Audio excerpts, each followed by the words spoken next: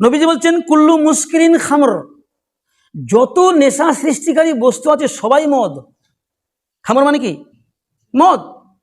কুল্লু মুস্কিরিন খামর, যত নেশাদার বস্তু আছে সবাই খামর, সবাই মদ।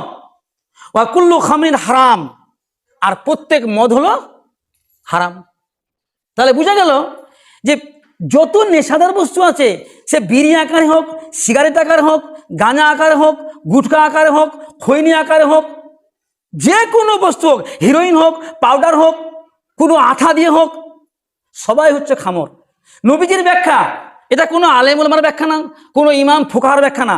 নবীজি নিজে বলছেন যে খামর তাকে বলে যারা মুস্কিরিন, মানে নেশাদার বস্তু।